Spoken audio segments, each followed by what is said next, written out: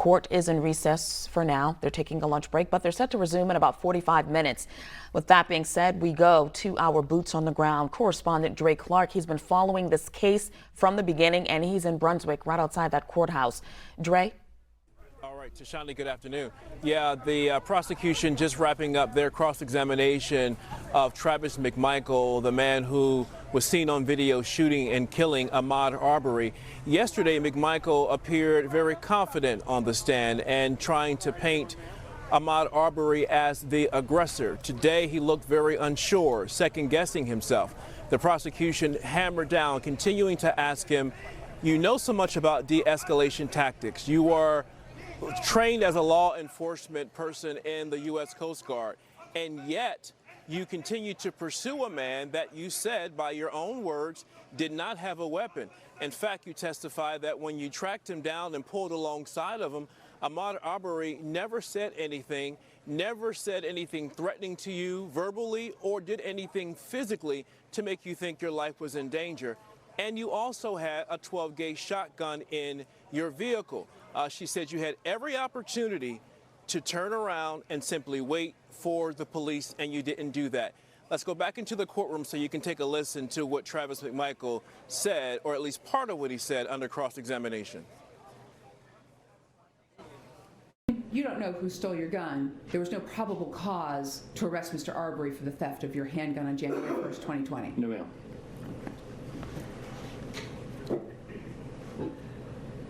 You also didn't know who had stolen the items out of the boat, Mr. Larry English's boat, did you?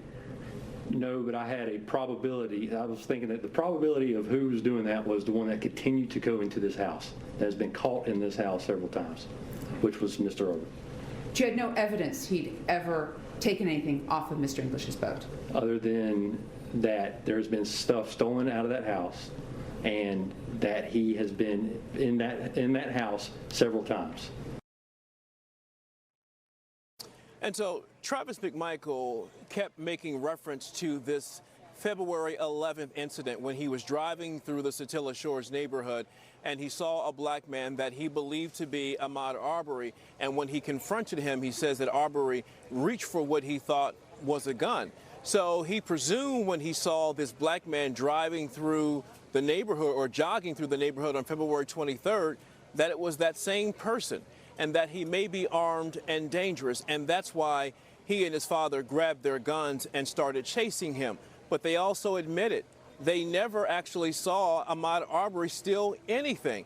As a matter of fact, the homeowner of that place where it was still under construction said, yes, we've seen this guy on surveillance video walking around inside, but he never steals anything. He just kind of walks in and he leaves. So the prosecution was trying to get him to simply say, this was based on assumptions that you guys profiled Ahmaud Arbery, you chased him, and then you killed him. And for that, you should be convicted of murder. Ultimately, it's going to be up to the jury, that a group of 11 white men and women and one black man, who will have to determine the guilt or innocence of these three defendants. Most certainly it was a powerful day for the state. I want to ask you about the defense, because yet again today, if I'm not mistaken, for the fifth time, several times at least this week, raising the question, trying to ban black faith leaders from attending court. Talk to us about the 100+ faith leaders who were supposed to gather today in response to that initial request to the court that was denied yet again. Well, at this point in time, it's a fool's errand. Kevin Goff continues to stand up in court to raise objection to Reverend Jackson being in the courtroom or Reverend Al Sharpton, and the judge has simply reiterated, I've made my ruling several times now, and I'm not going to change my mind. But Kevin Goff at this point in time seems to be grandstanding because he knows every time he stands up and makes this point in court, it's going to get a lot of attention. But what is clear is that perhaps the most profound thing and racially insensitive thing he said last week in saying that we don't want any more black pastors coming into this courtroom is what led to what you're seeing behind me today.